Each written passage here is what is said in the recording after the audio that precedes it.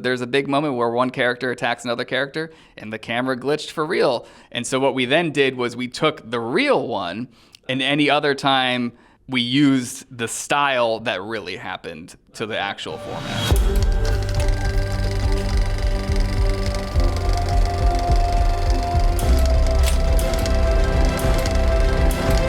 I think that is both proper and disingenuous to call this a found footage film. But in the same breath, though, I feel like those types of films, not that they've gone away, but we haven't seen one in a while. Was that like the initial idea to like want to present it that way, or it came out of the story you wanted to tell? It felt the best way to present it? From the beginning, we wanted to make, and what is written on the first page of the screenplay is this is a fake, or this is a documentary. Yeah, exactly. Quotes.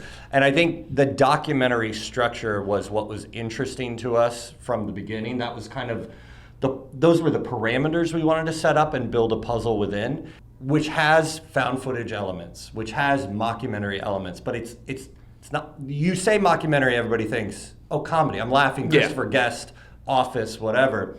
But that's not what we were doing. It's made with real sincerity in those interviews and that sort of thing. And so I think, I don't know, it just felt like the structure to do it with. Yeah, and it also, we conceived of it we sort of reverse engineered it from trying to create a film that if nobody else ever got involved, if Benson and Moorhead and Dave didn't come on board, if the Cargills didn't come on board, if that stuff didn't happen, we could still just make this movie on our own. And what could we lean into to make that happen? And the idea of doing a fake documentary really started to appeal to us. Likewise, because as you said, they aren't as common.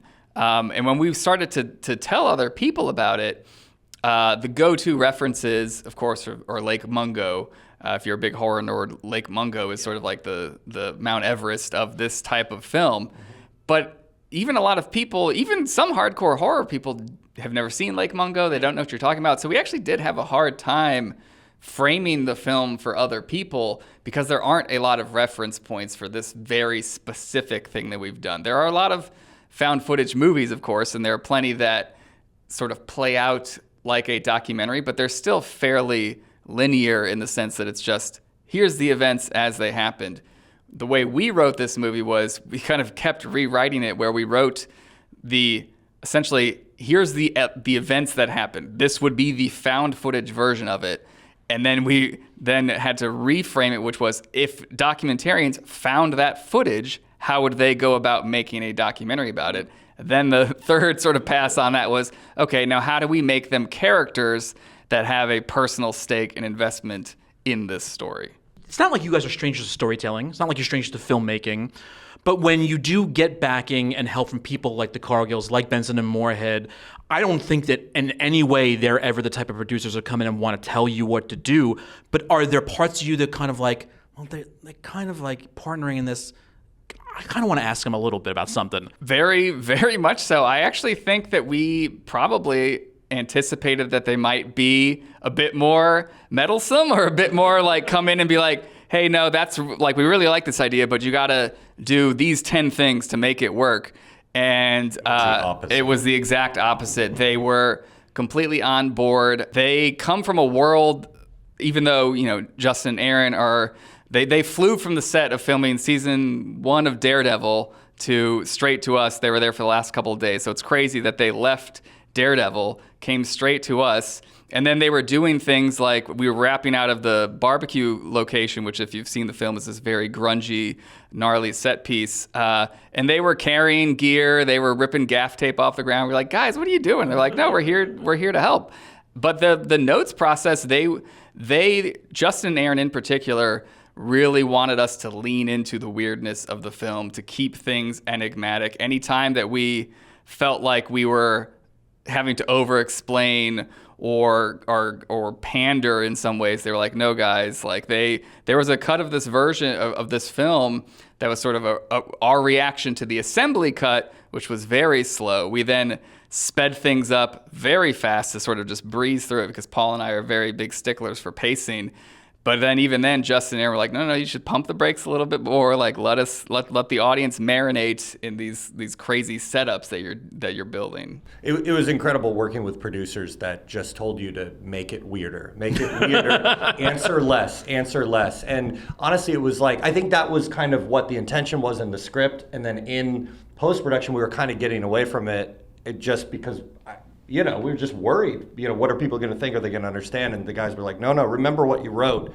Get back to that. Make it weirder. Take stuff out. Take out explanation. And I think we found, through their help, a really great balance of giving the viewer a cohesive story, but leaving enough lingering questions and bigger picture world to intrigue them and make them be an active participant in the film. Our first call with them, because we had first engaged with Dave Lawson, who is their producer, who's produced their films for years, and we'd actually just reached out to pick his brain about how they pulled off a lot of the mixed media in Something in the Dirt, and Something in the Dirt has a bit of a faux documentary aspect to it as well. So we just wanted to pick his brain, be like, hey, we're making this film.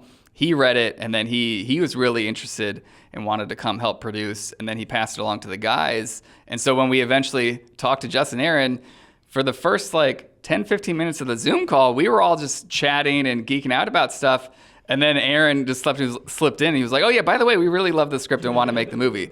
And then that was kind of like the go point. We didn't have to convince them at that point. Like, they read the script and thankfully they got what we were going for. The more I think about it too, because I think that there is this sense that even though we weren't ourselves living through certain times, that we feel that things are crazier now than they've always been. But things are always crazy. But is there something that is even more awkward, that your film is now coming out in a time where the more general life aspects of what you're trying to point out are that absurd? It's freaky how much more relevant the film has become since we began, because we started writing this in January of 21. I mean, really, we had the initial idea back in 2018. Around there, yeah. But then really started writing this version of it in January 21, and it was, the whole idea of can I even believe the video I'm looking at was just kind of fictional, and our response to just where we felt internet video and everything was heading. And then what kind of AI video has become has been really freaky to experience as we've been making a film that kind of is about that. Yeah, we always conceived this as being, how do you tell a monster story in this day and age? And at the time, this day and age was 2021, 2022 when we were writing it. And it was, if monsters existed, if there was a cryptid, a Bigfoot, a Loch Ness, or whatever out there, how might it exist in a world where surveillance and cameras and stuff are everywhere? So that was sort of our starting point. And we really wanted to lean into the themes of how someone could exploit that to their advantage. And then in the recent months, and I'm sure it's only going to continue to get more and more prescient. I wish that I could say that Paul and I had masterminded and seen all of this coming. We predicted it. Yeah, we totally called the rise of people not being able to understand if what they're seeing on their internet is real or not. But we leaned into a theme that is unfortunately timeless. But it makes for a fun falling down a horror rabbit hole. You're very interested in what these I'll term it as creatures, to be as vague as I can, will look like. But then there's another part of me going how much time do you spend on getting a name as perfect as Endicott Carr? Where's the line for you of how much you want to pay attention to just the more whimsical aspect to the more just hey, this is a story, we got to tell pieces of it aspect? Names, character names, at least for me, is not something that I'm particularly precious about. We constantly are changing names in scripts. But weirdly, Endicott Carr is one of the things that has existed since day one back in 2018. There's just something about that name and the two T's, two R's. There's a sort of rhythm to it that works really well. So that's when Paul and I are putting something together, there are details that we are not precious about that we could just swap in and out. But then we do dial in and we hone in on a lot of the weirder things and the world building and the lore. And so we internally have a lot of fun of defining all of that stuff and building it out and finding ways to try to strategize to make the world of the film seem bigger, that if the camera did continue to go down this hallway, or it did continue to explore this piece of footage, or follow this character somewhere else, you're going to keep going deeper and deeper and deeper into the story. And I think for the horror elements of the film, the visual horror elements, we really try and lean into the stuff that disturbs us. Okay. The tryptophobia, we're really inspired by Junji Ito. Those books are hard for me to get through because they're just so disturbing. And so that's we feel like if it disturbs us, then it's going to disturb other people. And yeah, that was the idea. What about the idea also of that transition from a camera lens into something more abstract? Because I think that whether it be a lens or the eye lens, that's an image that a lot of people have played with a lot. So finding your step into making it your own transition, what was that journey like? One of the things that we looked at for comparison points was how other films did our style, like just the very general structure of what a fake documentary looks like. Okay. And then knowing, okay, well, we don't want to do that. So like, for example, the look of security cameras in our film is very stylized at times. And once we discovered kind of late in the process what the end result of that was going to look like, and we were playing around with these filters to make it look, to keep adding compression to the point that it started to look like the pre-rendered background of like a Resident Evil game, like a PlayStation 1 Resident Evil game. Once we were in that zone, we're like, all right, that's it, stop there. Like that's our benchmark for that. Yeah, because it just feels interesting to look at, and it's consistent in the universe. It might not be exactly what an actual security camera looks like, but for some reason, when you just have an actual security camera look, it's kind of not as interesting. You kind of have to heighten it in a way to make it feel real when the real thing doesn't look real, if that makes sense. Yeah. Yeah, and another thing that we initially didn't want to do was, because a large part of our film is filmed on mini DV, on real mini DV cameras. Okay, yeah. We always knew we were never going to shoot that on, an Alexa and then try to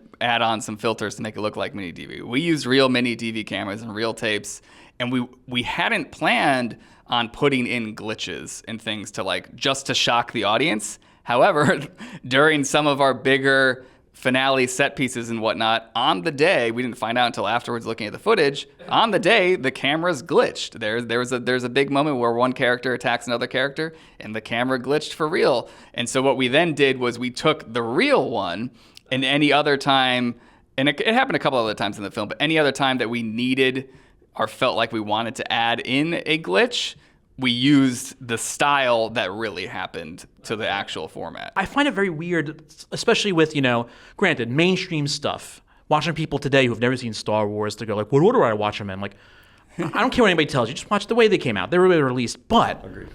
I remember, because I saw Spring when it came out. I didn't see Resolution, since we're on the Benson and Moorhead thing. And then I saw the Endless here at Tribeca. And my friend was with me. He's like, "Oh, that reminds me of the movie Resolution." And then I'm like, my mind exploded. And then when I went back and found it, it's like it's weird having to try to introduce people to things without saying like, I don't want to tell you how to watch things, but if you can, watch it like this. One of the really great things that we've seen in the recent reviews of the film is people saying like, I don't want to tell you what it's about. Yeah. Just go watch it. And we're like, that's such an honor that like people are so kind of pulled into the mystery that they recognize it would kind of ruin it for people to just explain why you want to watch it. Yeah. And that's just really exciting. And one of the things that Justin and Aaron did so well, I mean, you mentioned The Endless and Resolution. They have this sort of world where their films have either overt or subtle connections to each other, and they feel like everything is bigger than what you're watching.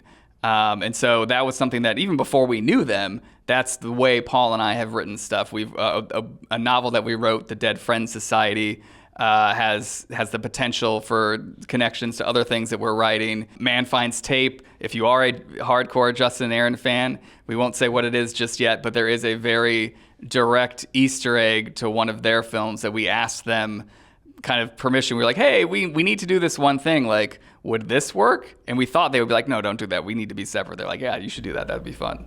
And it's also too just talking about the endless, like a moment from that just sticks in my mind forever is when they're pulling the rope. That just goes off into the infinite, and it just, like, to the point, makes it feel so much bigger. And that was, we included an element. We in were our always film. sort of chasing that feeling. What that feeling did to us is like we want to find ways to give that to somebody else. And we tried to do our version of that in the third act of the film to just kind of blow the doors open to the audience of the world that they're in and that they're witnessing, and help them understand that, like, we're giving you a complete story, but there's a lot more to this. That's where I remember talking to Aaron and Justin about something in the dirt, and that's the one where they're being very forward with it. And the official shitty Carl universe, as they call it now. And that was the one that always wanted to me, because there's a shot of them with the rope in the closet. I'm like, is that the other end? Yeah. The endless. There's obviously the monster in the endless. We'll call it that. They also worked in they're essentially the rope to nowhere. I don't know what they call it. I mean, it kind of pops up in Loki season 2. There's a moment where, like, they're... We'll be here forever if we keep going to it. Gentlemen, thank you so much for your time. Thank you. Thank you.